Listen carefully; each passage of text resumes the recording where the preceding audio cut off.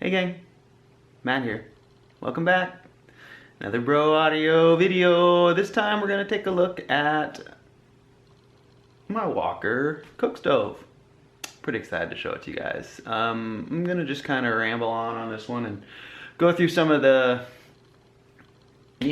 whatever stuff. Features and things, but I don't think I'll go too far into it. Just get something up so you guys can see it. So this is based on my Walker Riserless Core. It features an insulated firebox with an elongated flame path with a lot of mixing elements that increase the 3 T's of combustion, right? Time, temperature, turbulence. So we keep the gases in the hot area as long as we can with as much vigorous mixing as we can and keeping as much heat focused on the fuel as we can. And by fuel I don't mean necessarily the wood, I mean the air and the gas, wood gas mixing. So let's take a look at it. So this is April, early April, and this thing has been going since probably I think March of last year. So it's been burning pretty much daily and pretty much all day for the better part of a year. I would say 9 months it's probably like 8 hours a day, and 10 months, that month and a half or so on either end of that, it still is going probably 6 hours a day, and then I do let it go all the way out in August. But it's cool enough in the evenings here in June and into July that I'll burn it and use it for cooking in the evenings. So it's had a lot of use, like 2 seasons of the big stove, probably already on this thing. So let's take a look at it. Firebox is made out of insulated fire brick, and like I say, I've been burning it for a year. So what you'll see is that it's holding up really well. So there's a hole right there where I put a screw through it when I was mounting the door, and but other than that, I don't know how well it's going to see. It's rough, the inside has like been roughed up, but I don't slam wood in there or dig away at it. And those things are what, 4 inches thick? No, well, they're pretty thick. They're thicker than a regular brick. It's gonna take me years to wear those sides off. If I even do, and if I do, it's literally probably a 10-minute job to get the top off and in there and close. So let's take a look at the door. I know people wanted to look at that. My fastening system is really ghetto. I just sort of rigged it together in a hurry last year, but I'm pretty proud of my door closure system. And I was playing with air sort of in the early part, so I just kind of made a big, this light is terrible. There we go. I made a big opening here, and then I would tape it up and put different opening configurations in there to figure out what the right air setting there was. Hey, Waylon. And then I've got a air slit here as well that pretty much consists of the primary air. This was just the air wash, and you'll see that comes up through that slot there and washes vertically along the window. This is really the primary air here, and that's too much, to be honest with you, coupled with probably some leakage around the door and whatnot. But so I cobbled this thing together, and this is just a blade kind of that goes in there, and at some point I'll get a better this is really bad. This is a really good way to burn your hand when it's burning, but I don't use it much. Really, that thing actually mostly just stays in there. So this is the secondary air inlet in the frame, just in the bezel, and then I took the air piece out to clean it so we could get a look at it. So let's go take a look at that. My little guy's having his breakfast. That's pretty fun. What a morning out here. Hey, Roo Dog. So here's this. And we'll bring it inside here.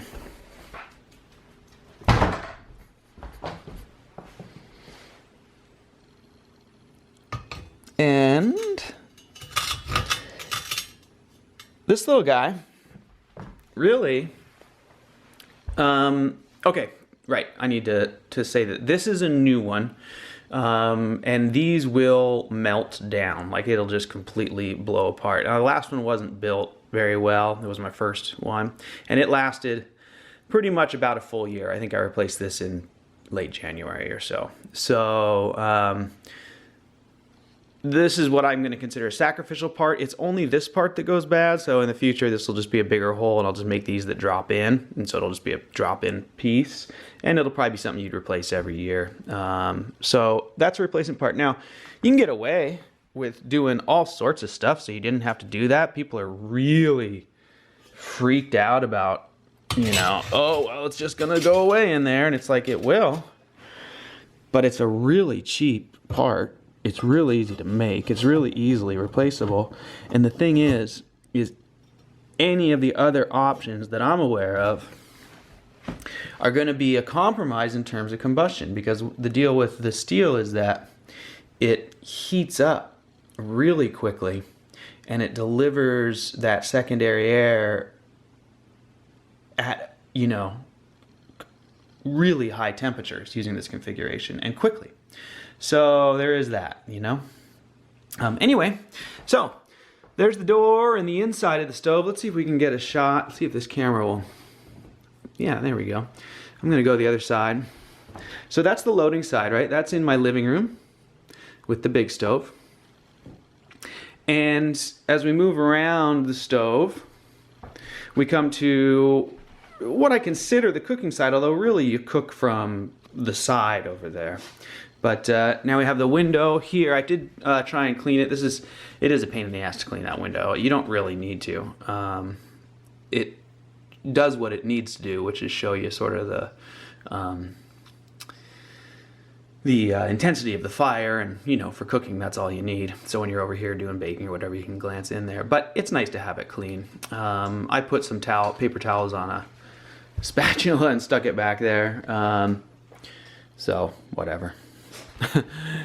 And then the black oven, right? So this door is got an opening on it that's about 16 wide and 12 high, and it is an insulated cast iron door, and it's an old boiler door, and I got it off eBay for about $100. That's the only piece I bought like that. The rest of this stuff, this is all just something I fabbed. This is just a frame that goes all around these pieces that then cover the holes in the top, right? So like this is the ceramic glass from a stove like that, from a salvage I got for $5. I got another one for $5 at a salvage place, and those just sit on top of the brickwork on some ceiling material. And then this framework that I made just sets down over it and captures all of that. So if you look at my build album on PhotoBucket, which is linked on my Walker Stove site, I can probably try and get it up here.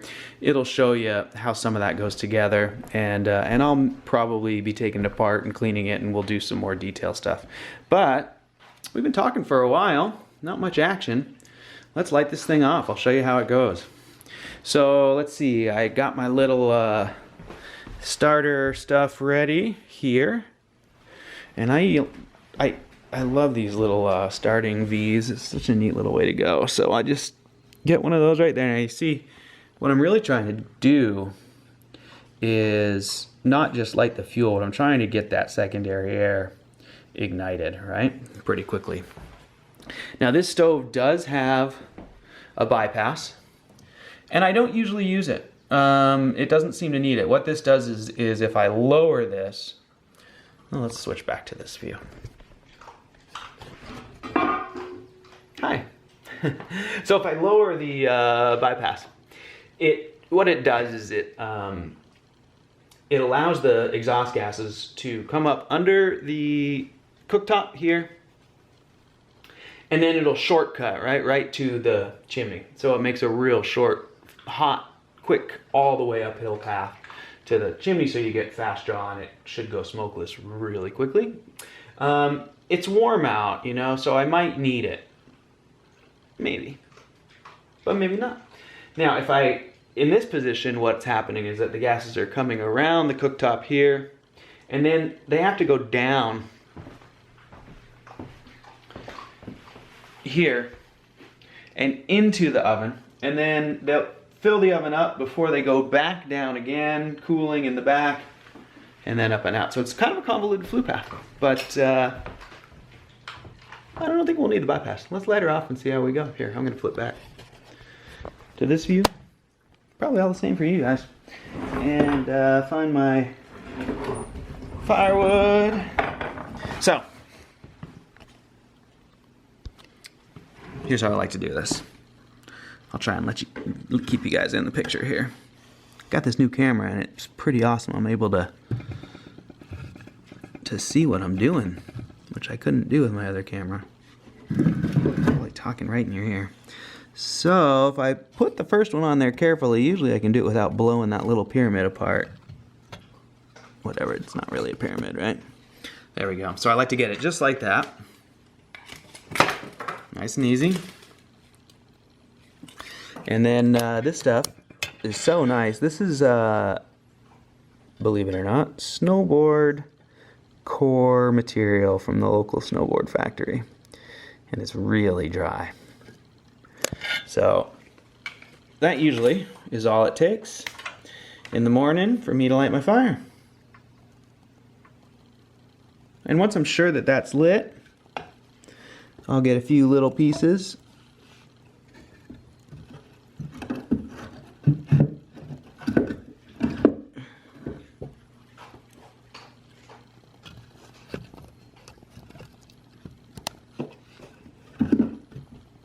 And usually from this point, I'll just kind of load her on up.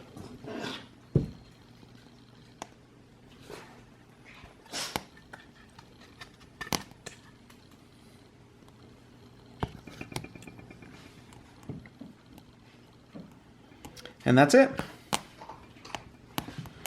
So,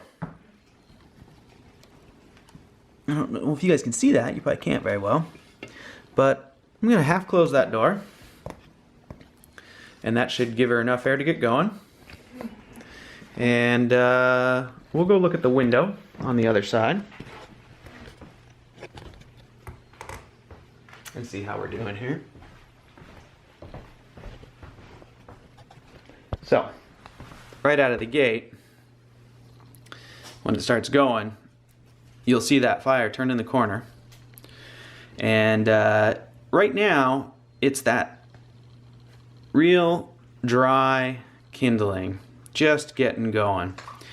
As things heat up here, this flame will start to bend around the corner and really take off. So let's go outside. We've been lit for just a few seconds now, and let's go see what's happening out the chimney. What a morning, huh? So we got a little smoke.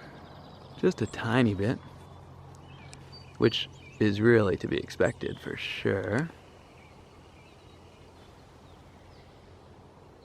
But there's a little bit of black smoke. I'm not sure if you guys can see it. And that snowboard core material does tend to burn really black because it burns so hot. But it looks like we're probably right about at the end of our smoke event. Usually it just takes the first 30 seconds or minute or so. Yeah, I can't barely see it at all with my naked eye now. Looks like it's pretty much gone. Let's go see what's happening in there. Check out my door lock. Yeah, how cool is that? Wait a minute. That's fun, huh? Okay. So from this side, not much action. From this side, now we're starting to bend around the corner there. So I'm going to shut the camera down. We can go look at the chimney one more time, I guess, because that is really... When I first started building these walker riserless cores, I was calling it the Smokeless Core, because it really is incredible, you guys. I can put a piece of pretty, I hate to say it, not very dry alder in there, and all by itself, when this thing's up and running. One piece of wood. I know that's totally like unusual, right? You're not supposed to be able to just put one piece of wood in a firebox, but one piece of wood, and it'll burn without smoke, like for a while, a long time. So It's a pretty amazing deal, to be honest with you guys. You know, like that firebox is just plugged with wood. The fire's taken off. You know, you can't get this thing to make much smoke, no matter how hard you try. And that's why it's such a versatile cooker as well. You can really heat up the top deck while at the same time cooking in the oven without, you know, damaging the stuff in the oven with smoke or overheating it. Unbelievable, really. So I haven't talked much about it in the past because, to be honest with you guys, I'm just gonna rave about it. All right, well, that's probably enough for now. We'll come back to this thing. I'd love it if you guys ask questions or whatever and tell me what you'd like to see. The last video I did, the update living with a rocket mass heater, does show some food cooking in here, and yeah, so I guess I'm just gonna see if I can do this for you guys one more time. There you go. Yeah, this camera's pretty cool. I can actually see myself seeing you guys. So, there we go. Walker Cookstove. Thanks a lot for watching, you guys. I'm gonna try and come back and show you guys what I got going outside and some other stuff before too long here. But in the meantime, hope you're happy and healthy and well. And here, let me give you a quick preview of the outdoor stuff, since it's such an awesome day out here. Look at this, you guys. Look at these fruit trees. Hold on, I gotta flip this back now. And chickens. There's my septic dug up. More fruit trees and the Great Pyrenees. More fruit trees. All right, thanks for watching. See you guys next time.